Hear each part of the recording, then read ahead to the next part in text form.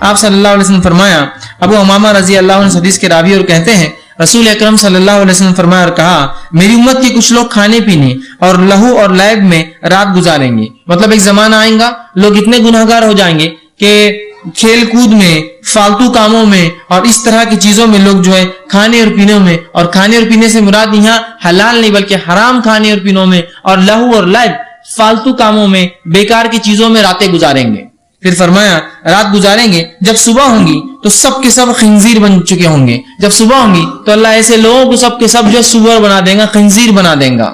اس کے بعد فرمایا بن چکے ہوں گے اس امت کے بعض قبائل کو ان کے گھروں سمیت زمین میں دھسا دیا جائے گا، اور بعض قبائل ایسے ہوں گے جن کو اللہ رب العزت ان کی پوری بستی کو زمین کے ساتھ مطلب اندر دھسا دے گا، اور فرما دھسا دیے جائیں گے. جب صبح ہوں گی تو لوگ کہیں گے کہ آج رات بنو فلاں کا قبیلہ دھس گیا. مطلب یہ دھساؤ اتنے عام ہو جائیں گے کہ لوگ گناہ میں اتنے ملوث ہوں گے کہ ہر روز صبح ڈسکشن ہوگا کہ آج کون دھسا، تو بتایا جائے گا فلاں قبیلہ آج دھس گیا، فلاں قبیلہ اندر دھس گیا، اس لیے کہ وہ لہو اور لعب اور حرام کاریوں میں اپنی راتیں گزارتے تھے، اللہ نے ان کو دھسا دیا گیا. آج رات فلاں قبیلے کے گھروں کو زمین میں دھسا دیا گیا.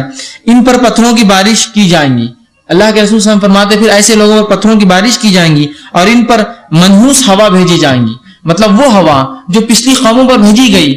ٹھیک ہے، ہوائیں ویسے خوشخبری اور بشارتیں بھی لاتی ہے، اور ہوائیں ویسے جو ہے خوف بھی لاتی ہے. آپ کو پتا ہے بہت سی بستیاں ہواؤں سے برباد کر دی اللہ نے. تو منحوس ہوا بھیجی جائیں گی، مطلب وہ ہوا جو ان کے لیے بری خبریں لے کر آئیں گی، ہلاکت لائیں گی، اور انہیں اسی طرح ذرہ ذرہ کر کے اڑا دے گی جس طرح پہلی قوموں کو ان کے شراب پینے، سود کھانے، مردوں کا ریشم پہننے، گانے بجانے والی عورتوں کی اختیار کرنے اور خطا رحمی کرنے کی وجہ سے دھسایا گیا تھا.